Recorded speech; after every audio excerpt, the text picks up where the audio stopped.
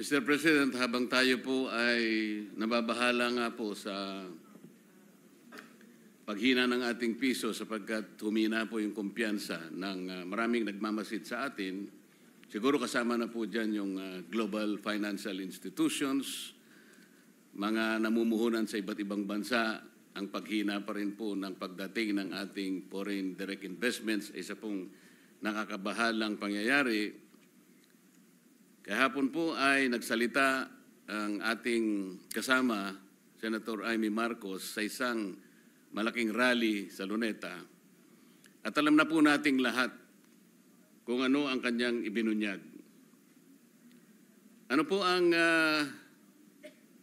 magiging epekto nito sa pinag-uusapan nating kumpiyansa at katatagan ng ating bansa? Ang pinag-uusapan po kasi ay hinahanap natin ang transparency, ang accountability at justisya sa ating bansa. Nagkakaroon po ng pagpapahayag. Ano po ang nakikita ng ating economic cluster sa bahaging ito at pangyayaring ito, Mr. President? Kasi po mula nung mawala na yung ginto sa gold standard natin, Bretton Woods yata yung sinasabi nila eh. Napunta na lahat sa US dollar po kasi. Kung talaga po kasing nakakabahala po kasi, kung totoo po na ang ginto po natin ay isa sa ating pinaglalagakan po ng katatagan po ng ating financial situation, maski po sa ating pamilya, ugaling Pilipino na pag meron ka pong ginto, napaka makaingat eh. Hindi po natin basta-basta dinidispose yung ginto. Parang seguridad po ito eh, Mr. President. Tama po ba? Tama ho, Mr. President. Tingnan po natin, kahapon po, Mr. President, ang ating piso ay 59.17 to the US dollar. Ang year-to-date na depreciation po is 1 peso and 3 centavos or 2.24%. Ito po yung medyo nakakabahala po na hindi naman po ako ekonomista, Mr. President, pero kahit papano pinipilit po nating maintindihan ng kahit konti lang. Para sa ganun po ay maintindihan din natin kung paano ipaliliwanag sa ating mga constituents yung galaw po ng ating financial system, Mr. President. Paano po ngayon i-assess ng Department of Finance po yung recovery trajectory halimbawa natin sa harap ng tayo po ay sumadsad sa third quarter ng halos 4% lang po ang growth ng ating gross domestic product.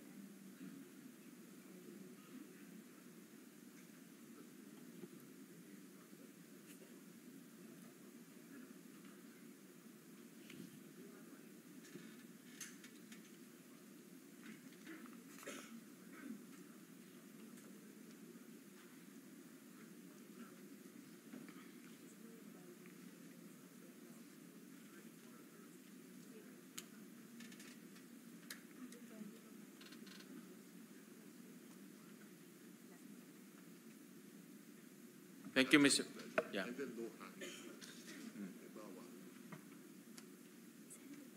value po naman sa paper po last week po, ito po yung updated na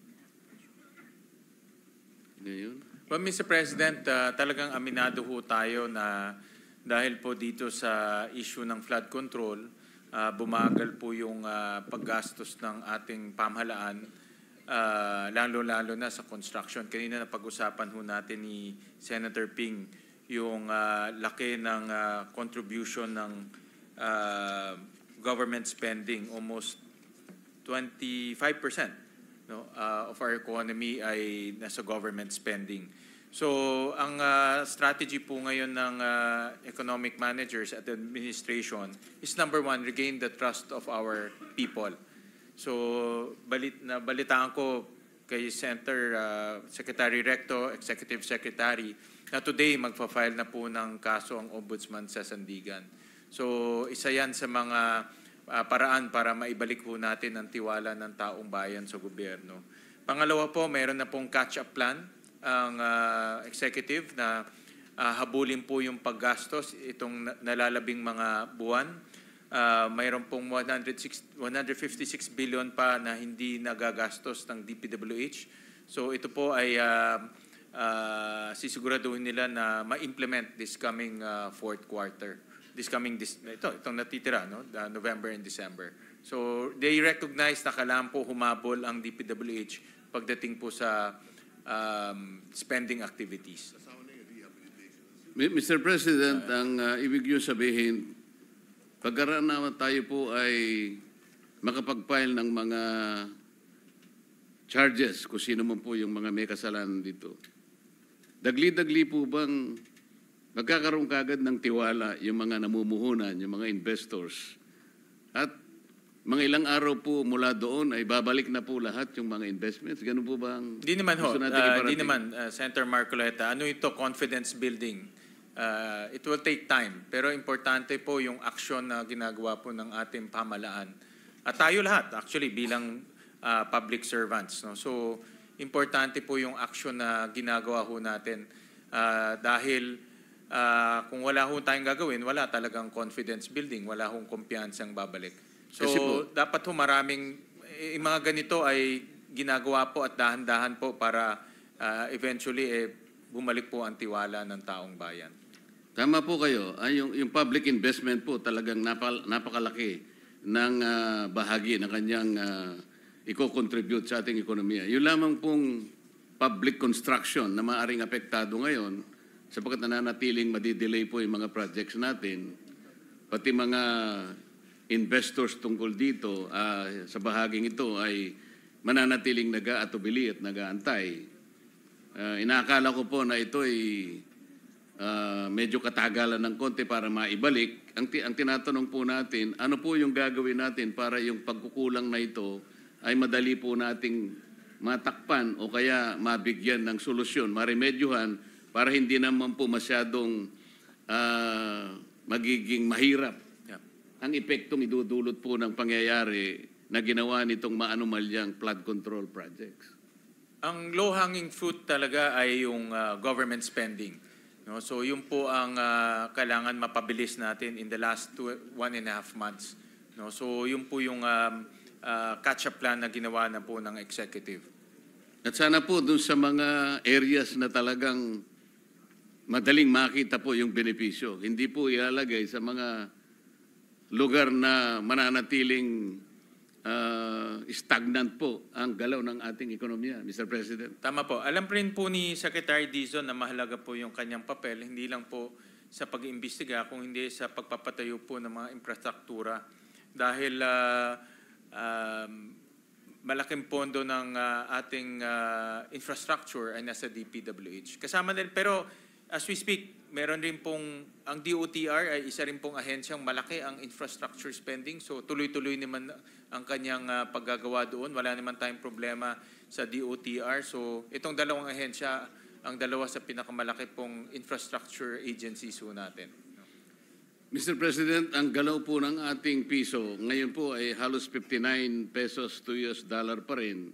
Gusto nating malaman, ano po yung specific economic fundamentals po ang humina para na-pressure po ng ganito ang ating piso, Mr. President?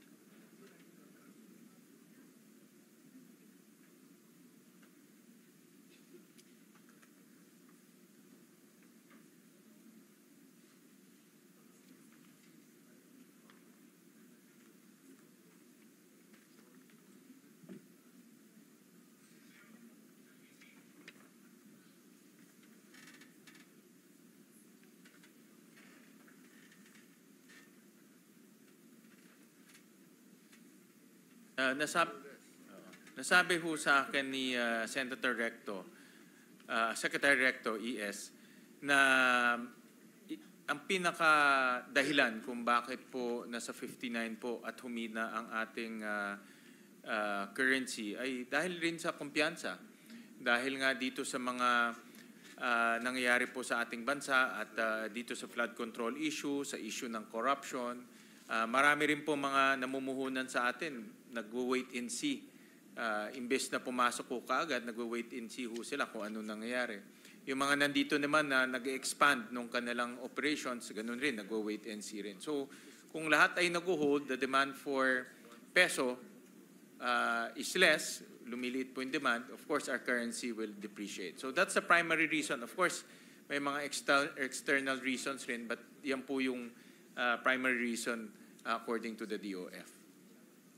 Mr. President, habang tayo po ay nababahala nga po sa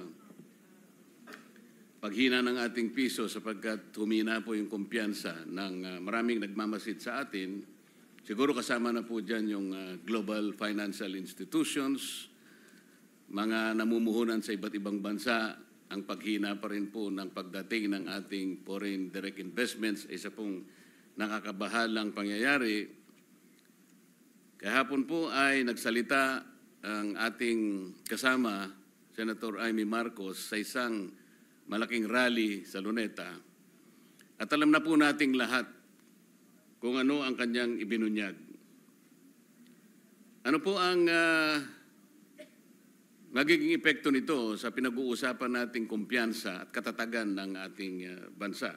Ang pinag-uusapan po kasi ay hinahanap natin ang transparency, ang accountability at justisya sa ating bansa. Nagkakaroon po ng pagpapahayag. Ano po ang nakikita ng ating economic cluster sa bahaging ito at pangyayaring ito, Mr. President?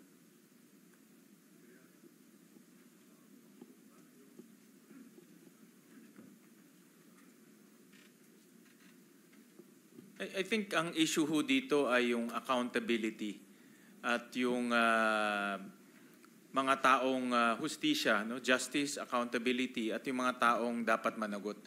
Kaya ho, importante yung actions ng administration kung paano nila pananagutin itong mga taong sangkot sa issue ng flood control at corruption. Kaya talagang tinitignan din. Ako, pag nanonood po ako ng mga international news, ang focus talaga dito sa corruption issue.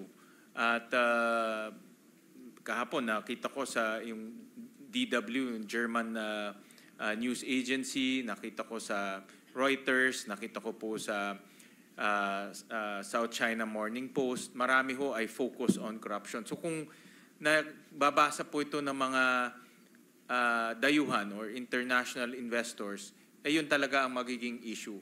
At tinitingnan rin nila kung paano ang gobyerno ho nating re-responde. So magandang hakbang po na meron na pong mga kasong ifa-file at kung tuloy-tuloy ho yan, mas maganda ho dahil diyan ho makikita po ng mamumuhunan sa atin na seryoso ho ang ating pamalaan sa pagpapakulong at pinaka-importante po yung panagutin yung mga nagkasala. Mr. President, ang direktang binabanggit ko po ay yung pahayag na ginawa ni Senator Amy Marcos. Narinig po ba ninyo, Mr. President? Narinig ko ho. Salamat po.